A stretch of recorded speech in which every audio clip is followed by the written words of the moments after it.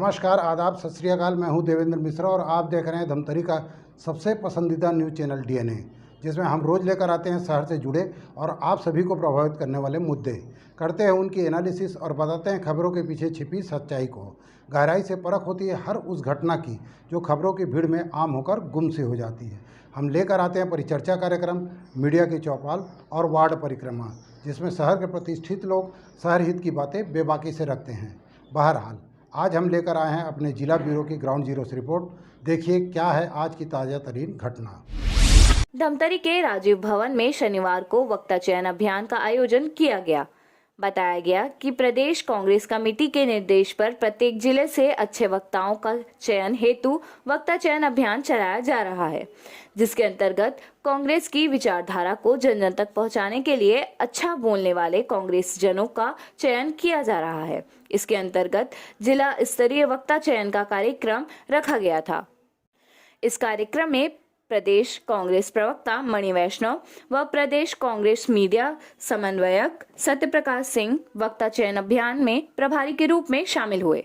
बताया गया कि छत्तीसगढ़ प्रदेश कांग्रेस कमेटी वक्ता चयन 22 अप्रैल से 30 अप्रैल तक चलेगा, जिसके अंतर्गत शनिवार को धमतरी जिले के राजीव भवन में छत्तीसगढ़ की आवाज, कांग्रेस की आवाज वक्ता चयन का अभियान आयोजन किया गया।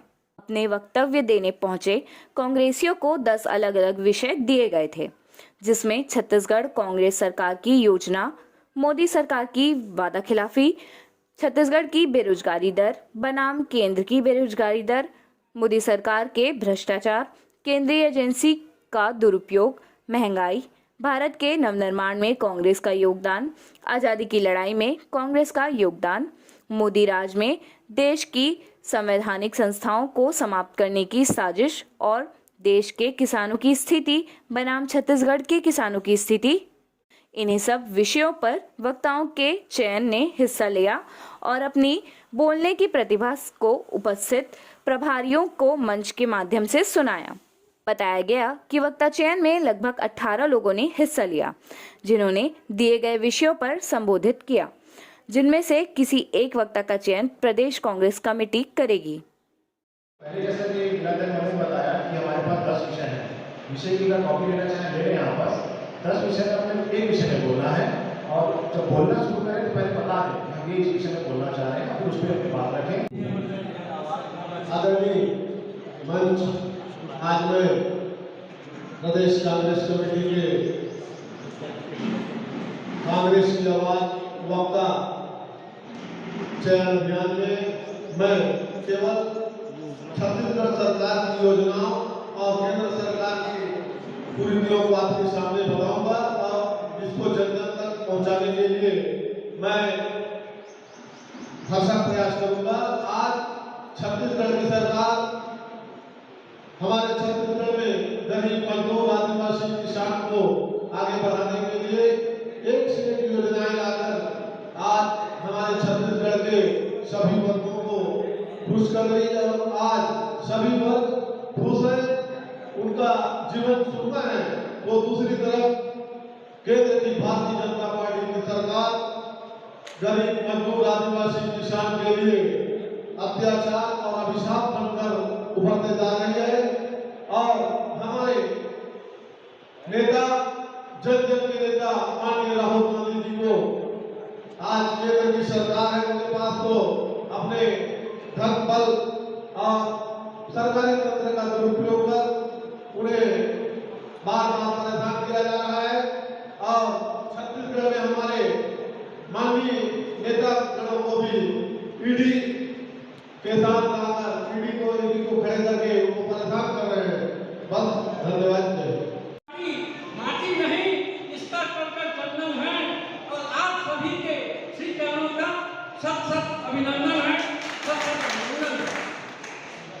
आज भारतीय राष्ट्रीय कांग्रेस पार्टी के जो भी सदस्य हैं, प्रत्येक सदस्य इस बात पर गर्व होना चाहिए वो एक ऐसे त्यागी पार्टी के सदस्य हैं जिस पार्टी पर रहकर काम करते हुए स्वर्गीय श्रीमती इंदिरा गांधी, स्वर्गीय राजीव गांधी जैसे महा ऐसे वीर सपूतों की पार्टी है भारतीय राष्ट्रीय कांग्रेस पार्टी। कहा गया है कि जरूर रोशनी होगी, जरूर रोशनी होगी और आस्था के दीप को जलाए रखना, जरूर रोशनी होगी, आस्था के दीप को जलाए रखना। कांग्रेस अमर शहीदों की पार्टी है दोस्तों, इसे हृदय से लगाए रखना, हृदय से लगाए। त्याग, तपस्या और बलिदान, त्याग, तपस्या और बलिदान कांग्रेस की यही पहचान, कांग्रेस की यही पहचान। तो भारतीय राष्ट्रीय कांग्रेस पार्टी के संबंध में के लोग कहते हैं कि पार्टी कांग्रेस पार्टी ने 50 साल तक क्या किया सत्ता में रहा, तो उनको क्या इस बात की जानकारी नहीं है कि भारतीय राष्ट्रीय कांग्रेस पार्टी एक ऐसी पार्टी है जिसने सर्वप्रथम देश को आज़ादी दिलाई। आज़ादी की लड़ाई में हमारे पार्टी के विचारधारा में जुड़े हजारों लोग अपना प्राण न्यौछावर कर दिए, जान दे दिए। ऐसे कार्यकर्ताओं को जिन्होंने अपना प्राण न्यौछावर कर दिए, पार्टी के सदस्यों को उनको त्याग तपस्या को हमेशा स्मरण रखना चाहिए। और एक दिया उनके भी नाम, एक दिया उनके भी नाम रख लो सजा के थाली में, और जिसके सांसें थम गई हैं भारत माँ के रखवाली में, भारत माँ के रखवाली में। ऐसे महान आज भारतीय राष्ट्रीय कांग्रेस पार्टी छत्तीसगढ़ के भूपेश बघेल की सरकार के द्वारा जो कार्य किया जा रहा है वो छत्तीसगढ़ विकास के लिए है। छत्तीसगढ़ के कांग्रेस के भूपेश बघेल की सरकार का एक ही लक्ष्य है, एक ही सपना। कांग्रेस के छत्तीसगढ़ के सरकार का एक ही लक्ष्य है, एक ही सपना, सुख शांति से भरा हुआ, सुख शांति से भरा हुआ हो, छत्तीसगढ़ सुंदर, अपना छत्तीसगढ़ सुंदर रखना।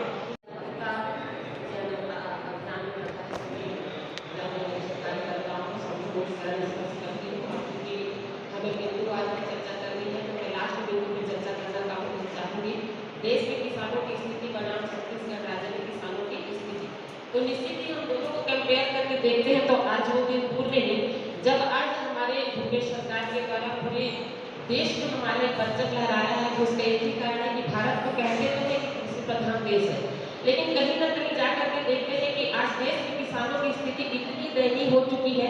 उसका ज्वलंत उदाहरण हमको देखने मिला जब हमारे यहाँ काले कानून को लागू किया गया और काले कानून के विरोध में हम लोगों ने जब किसानों के साथ में अनशन में बैठे, ना तो गर्मी की तपीस देखी, ना ही हम बरसात की वो बूंदे देखी, लेकिन हमारी केंद्र की सरकार के ऊपर जरा भी झूठ नहीं लगी। इतने किसानों को तकलीफ का सामना करना पड़ा, लेकिन उन्होंने तभी अपने बिल्कुल हाथ पैर मौन स्थिति में रखे। लेकिन वही दूसरी ओर आज हम छत्तीसगढ़ के किसानों की स्थिति देखते हैं तो आज अभी छत्तीसगढ़ के हमारे राज्य को प्रथम स्थान पे दर्जा मिला। उसका एक ही कारण है कि हमारी जो सरकार है, जो प्रथम व्यक्ति जहाँ से हमारी सुख समृद्धि और हमारी आर्थिक स्थिति सुदृढ़ होती है, किसानों पे पहले उन्होंने फोकस किया। आज हम देखते हैं कि हमारे राज्य में गोधन न्याय योजना के तहत इतनी सारी योजना चला है, सिर्फ और सिर्फ उनका एक ही केंद्र सत्य था, क्योंकि आज किसानों को भले ही अन्नदाता को तो कहा जाता है, लेकिन वो दूसरे को संतृप्त तो कर लेते हैं, लेकिन खुद की अवस्था का बहुत दयनीय होती है। तो हमारी सरकार चूंकि माटी पुत्र है, उन्होंने सोचा कि मैं वहीं से शुरुआत करता हूँ। हमारे राज्य की उन्नति तभी संभव है जब हमारे अन्नदाता भी सभी रूप से साधन सफल हो। इस प्रकार से उन्होंने गोधन न्याय योजना चलाई, जिसमें गोबर से सबसे पहली बात तो आज केमिकल युक्त जो खाद खा करके लोग बीमार पड़ रहे हैं और हमारी सारी जगहों को हम बीमारी पड़ रहे हैं, हम उससे बच रहे हैं।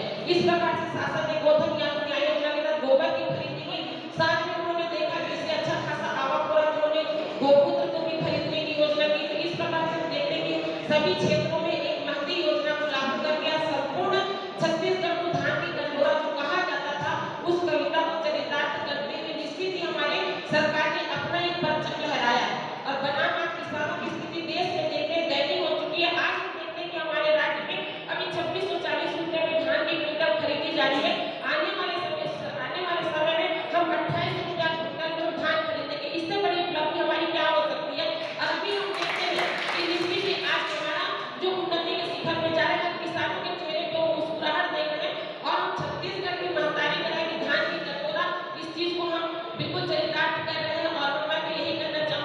कि छत्तीसगढ़ धान के कटोरा संगी, अरे छत्तीसगढ़ धान के कटोरा संगी देखत देखत कटोरी हो गई 15 साल में। छत्तीसगढ़ धान के कटोरा संगी देखत देखत कटोरी हो गए, हम पर मुखिया ने संगी ही हमर कमजोरी हो गई। अरे छत्तीसगढ़ के काम करू ले दूसरा दिखाते पंचवा गाय कोना दे के तुले ना और पिया दे कत्ते के सुंदर और संगी अब तो जाते के बेरा हो गए। छत्तीसगढ़ धान के कटोरा संगी देखत देखत कटोरी हो गई। जब तक हमारे सरकार में आए हम सबको खास करके योजना जो चलती उसकी मंत्री योजना एक अंतिम से तक आज विकास की गंगा आज हमारे सरकार को लोग देखने के लिए तरसते हैं। आप निश्चित ही हम बड़ा गर्व महसूस करते हैं कि आज हम एक ऐसे सरकार को पाए और कितना अच्छा होगा। थोड़ा हम कल्पना करके देखें कि यदि राज्य से शुरू करके यदि देश की यदि स्थिति जो किसानों की दयनीय हुई है, चाहे वो भ्रष्टाचार की मामला चाहे यदि केंद्र और राज्य में हम दोनों की स्थिति हो जाए तो फिर हम कितना अच्छे से रह सकते हैं। और स्वतंत्र भारत टॉपिक को पूरा कर रहे थे। आज मैं ही अपने टॉपिक को बता रही हूँ कि पूरे देश को खुशहाल करना है तो निश्चित हमको अपना परचम केंद्र पे भी लहराना है। और साथी के साथ में चूंकि ये साथी हमने अपने महात्मा गांधी से सीखी है, उन्होंने एक खादी के कपड़े पहन करके यही कहा है कि पहनकर रेशमी कपड़े हम अदाकारी नहीं करते। अरे पहनकर रेशमी कपड़े हम अदाकारी नहीं करते, अपने मुफलिसी से कभी गद्दारी नहीं करते। वक्त आता है उठा लेते हैं हाथों में तलवार, हम जंग लड़ने की पहले से तैयारी नहीं करते।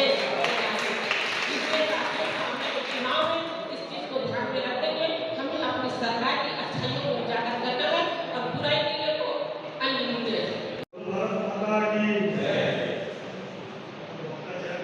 अभियान में उपस्थित सम्मानित मंच, उपस्थित सम्मानित कांग्रेस कार्यकर्ता, आज सबको मालूम है कि हमारे छत्तीसगढ़ प्रदेश में जब से हमारी कांग्रेस की सरकार बनी है तब से हमारे संवेदन से मुख्यमंत्री जी किसानों के लिए, गरीबों के लिए, मजदूरों के लिए, महिलाओं के लिए बहुत सारी योजनाएं लाए हैं। और हमारी सरकार जैसे ही शासन आया है तत्काल किसानों का कर्ज माफ किया, किसानों का धान 25 रुपये में खरीदी किए, अभी 28 रुपये में खरीदी करने की घोषणा की है। किसानों का कर्ज माफ किया है, बिजली बिल माफ किया है और भूमिहीन किसानों को 7,000 रुपया वार्षिक देने का वादा किया है।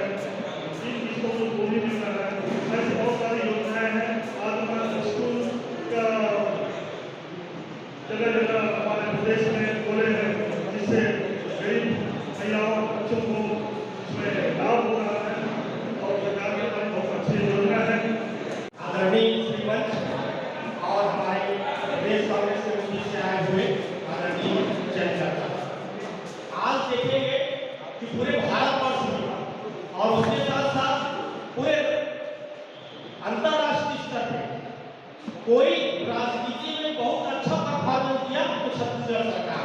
छत्तीसगढ़ सरकार की योजनाओं के बारे में बताना चाहूंगा, प्लानिंग के बारे में। आज तक मध्य प्रदेश में जो है ऐसी प्लानिंग करना कोई नहीं रहा। देख लीजिए, आज देखिए किसानों का जो है धान खरीदी का 80,37,111 मीट्रिक टन धान खरीदा गया। 6,000 करोड़ रुपए, 6,000 करोड़ रुपया, जितना 4 राज्यों का बजट होता है उतना राज्य हमने किसानों के धान खरीद दिया। और लगातार एक दाना खरीदने का वादा नहीं किया, लेकिन हमने जो है किसानों को उतनी धान खरीदी जितना उपज होता है। आज भाजपा वालों ने कहना शुरू कर दिया कि 20 क्विंटल धान उत्पन्न नहीं होता है, परंतु 20 क्विंटल धान खरीदने का हमारी सरकार ने नया वादा कर दिया। ये जो है धान खरीदी का है। अल्पकालीन ऋण को देखिए, अल्पकालीन ऋण जो कृषि ऋण में जो है भारत के किसान मारते कैसे कृषि ऋण आत्महत्या करते हैं, तो कृषि ऋण पूरा माफ कर दिया 15 साल। सिंचाई का हो, बैंक का हो, व्यवसाय का हो, ग्रामीण बैंक का हो, कहीं से भी कोई ऋण है पूरा का पूरा आज तक किसी भी सरकार ने या देश के किसी भी राष्ट्र या अंतर्राष्ट्रीय स्तर पर किसी भी ऋण माफी नहीं हुआ। किसान की आत्महत्या कम हो गई।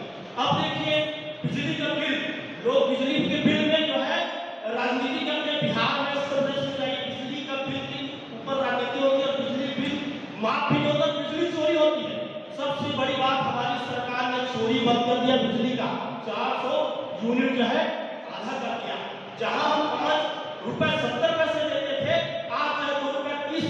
और 400 यूनिट बिजली बिल का माफ कर दिया, उसके साथ साथ सिंचाई जो का था उसको भी माफ कर दिया।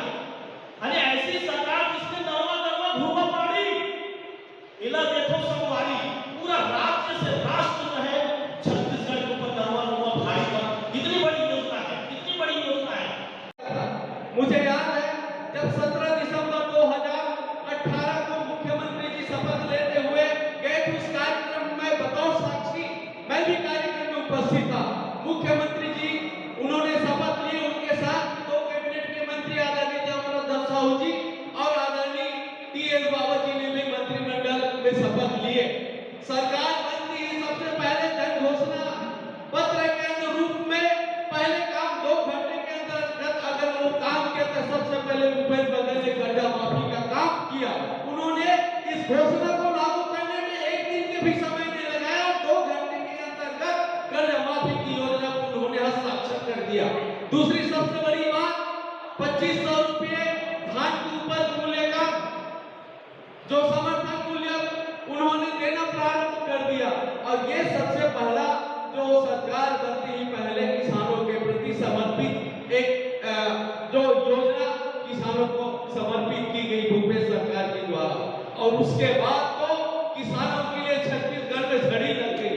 झड़ी ऐसे लगी कि जब देखे यहाँ के भारतीय जनता पार्टी के जो नेताओं ने कि छत्तीसगढ़ में तो कांग्रेस सरकार किसानों से की गई वादा को 100% निभाने जा रही है, उन्होंने चुगली करना चालू कर दिया, केंद्र को प्रभावित करना चालू कर दिया। और केंद्र की मोदी सरकार ने इसमें अड़ंगा लगाते हुए सरकार को या छत्तीसगढ़ सरकार को एक विवश करना चालू कर दिया कि आप समर्थन मूल्य से 1 रुपया भी अगर ऊपर में देते हैं तो केंद्र को जो मिलने वाली जो चावल जो खरीदी जाती है FCI के माध्यम से उनको बिल्कुल नहीं खरीदा जाएगा और आप किसानों से ऐसी ज्यादा मूल्य देकर के आप चावल नहीं खरीद सकते। लेकिन भूपेश बघेल जो एक स्वयं किसान का बेटा है, उन्होंने किसानों के दर्द को महसूस किया है और उन्होंने इतने अड़चनों के बावजूद सरकार को बोले कि ठीक है हम समर्थन मूल्य पे हम धान नहीं खरीदेंगे, लेकिन उन्होंने एक बीच का रास्ता निकाला और राजीव गांधी न्याय जैसे योजना एक मंत्रिमंडल उप समिति बना करके उन्होंने योजना लागू किया और किसानों को 2500 रुपए देने का योजना राजीव गांधी किसान न्याय योजना के माध्यम से देना चालू किया। मेरा नाम मणि वैष्णव है, मैं प्रदेश कांग्रेस प्रवक्ता हूँ। आज यहाँ किस लिए पहुँचे हैं और कितने वक्ताओं ने यहाँ अपना नाम? देखिए, छत्तीसगढ़ कांग्रेस में प्रतिभाओं की कमी नहीं है, योग्यताओं की कमी नहीं है और प्रदेश कांग्रेस के निर्णय पर वक्ता चयन अभियान पूरे प्रदेश में चलाया जा रहा है, हर जिले में चलाया जा रहा है। उसी चरण में धमतरी में भी आज वक्ता चयन अभियान चलाया गया। इसमें लगभग 25 से 30 प्रतिभागी इसमें शामिल हुए थे। अब ये उनकी लिस्ट बनाई जा चुकी है। अब ये जो लिस्ट है ये प्रदेश कांग्रेस कार्यालय जाएगी। उसमें से जो चयनित प्रतिभागी होंगे उनकी प्रदेश कांग्रेस कार्यालय में माननीय मुख्यमंत्री जी, माननीय प्रदेश अध्यक्ष जी की उपस्थिति में इनका ट्रेनिंग कार्यक्रम होगा और उसके बाद उन्हें जिम्मेदारियाँ भी दी जाएंगी। यहाँ काफ़ी अच्छे तेज तर्रार वक्ता हमें मिले हैं, काफ़ी अच्छा बोलने वाले लोग मिले हैं, विषयों के बारे में जानकारी रखने वाले लोग मिले हैं। तो धमतरी में बहुत अच्छे लोग मिले हैं और उसमें से काफ़ी अच्छे लोग चयनित होकर निकलेंगे। वक्ता चयन में जो चयनित प्रतिभागी होंगे उन्हें चुनाव के दौरान जो नुक्कड़ सभाएँ होंगी और जो चैनल्स में जो डिबेट होते हैं जिलों में, उसमें जो है उन्हें मौका दिया जाएगा। उसके अलावा जो उत्कृष्ट प्रदर्शन जिनका रहेगा उन्हें प्रदेश कांग्रेस में भी अन्य जिम्मेदारियाँ दी जाएंगी। क्या तकरीबन 10 विषय थे। इसमें बेरोजगारी, प्रदेश में बेरोजगारी की स्थिति, देश में बेरोजगारी की स्थिति और किसानों की स्थिति, देश में किसानों की स्थिति, प्रदेश में किसानों की स्थिति और सार्वजनिक जो संस्थाएं हैं उनकी बिक्री और जो ईडी, आईटी जैसे जो संस्थाएं हैं उनके दुरुपयोग के बारे में जो है बोलने के लिए 10 विषय लगभग रखे गए थे। उसमें से एक विषय पर बोलना था, तो उसमें से एक विषय पर प्रतिभागियों ने अपनी बातें रखी हैं। धमतरी जिले से कितने वक्ता चयन करना है? धमतरी जिले से लगभग 20 से 25 वक्ता शामिल हुए थे। अब उसमें से कितने लोगों का चयन होना है ये प्रदेश कांग्रेस कार्यालय निर्धारित करेगा। तो ये था शहर में घटने वाली खबरों का सार। हम लेकर आते रहेंगे अलहदा तरीके से हर उस घटना को और एनालिसिस करते रहेंगे खबरों की। आप बने रहिए हमारे साथ डीएनए न्यूज़ पर। हमें उम्मीद है कि आपकी विश्वास की कसौटी पर हम सदा खरा उतरेंगे। ये आपका अपना चैनल है। जय हिंद, जय छत्तीसगढ़, जय धमतरी।